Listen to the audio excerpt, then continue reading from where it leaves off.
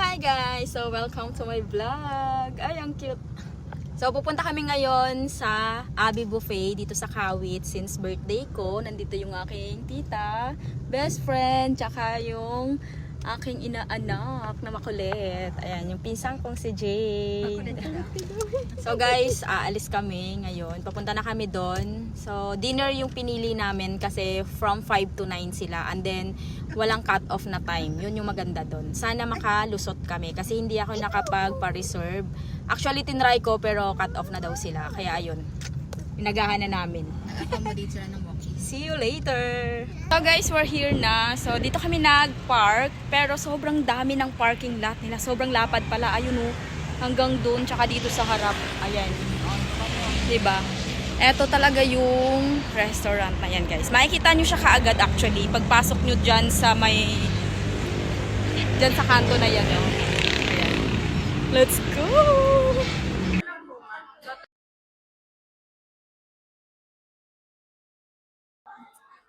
So guys, tapos na kami doon sa pagbabayad. Ayan, so sa mga senior citizen kailangan ng ID, din sa my birthday kailangan din ng ID. And then free of charge po yung 3 years old below nila. Then yung 4 years above, may bayad na po. Ayan. Okay, so waiting kami dito. Ang ganda ng waiting area nila. Oh. 'Di ba? Fully aircon diyan. So far guys, ito yung pinakamalaking buffet na napuntahan ko dito sa Cavite. Tingnan mo naman, wala pang tao kasi 5 PM pa po mag-open. So yung anak ko, super enjoy. Takbo ng takbo. Ang ganda kasi ng carpet nila guys. So, ayun, mga kids. Nakuha na namin yung aming wristband. Ayan. Okay. So, lalagay nyo na to sa inyong mga wrist. And then, sa mga kids, sa mga 1-year-old, like 3 years old below, sa likod nila nilalagay. So, ito na! Happy birthday to you! Happy birthday to you! Happy birthday, happy birthday, happy birthday, mommy! So guys, ito lahat ng handa ko.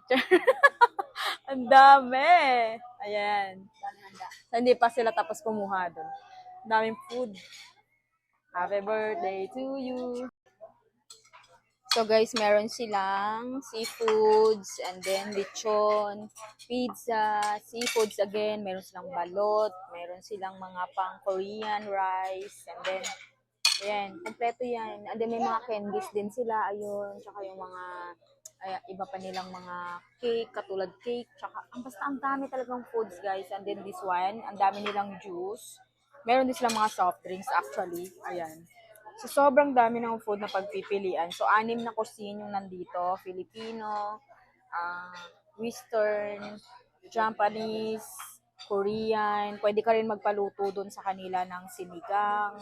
Napakasarap lahat. Ayan, sasarap lahat. Sulit na sulit yung pagpunta nyo dito. Yung 1K pesos nyo, sulit na sulit.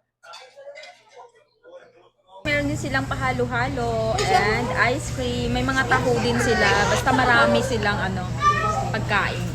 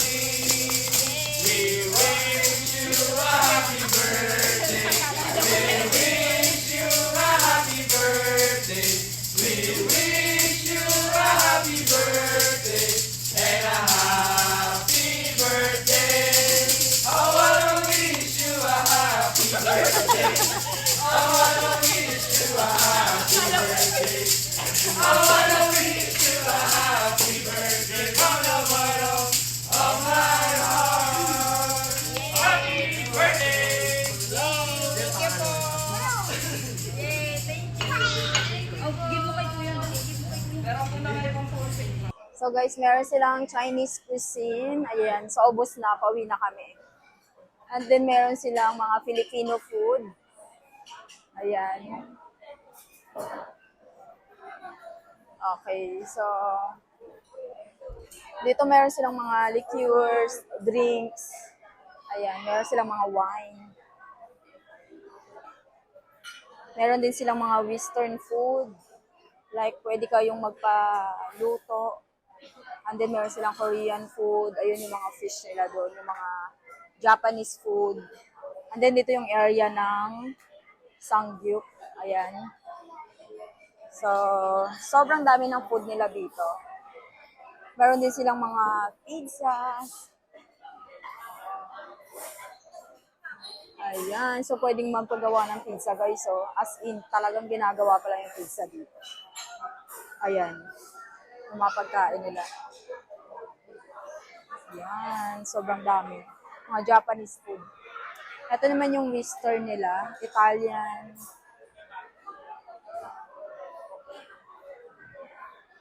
Ay. So, ito yung mga pasta nila.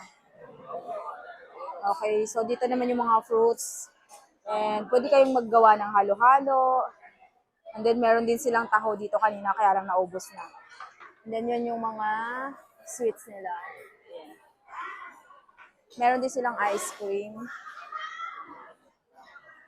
Ayan. So, ito yung ice cream nila. And then, meron silang mga cornflakes. Ayan, mga candies for kids. And then, yung yogurt, ice cream. Tsaka ito yung mga pandan, coffee, tsaka yung mais, and mango. Ayan. Sobrang lawak nito, guys. We're done. Ayan. So, guys, kung gusto nyo pumunta dito, dito lang sila sa May Kawit.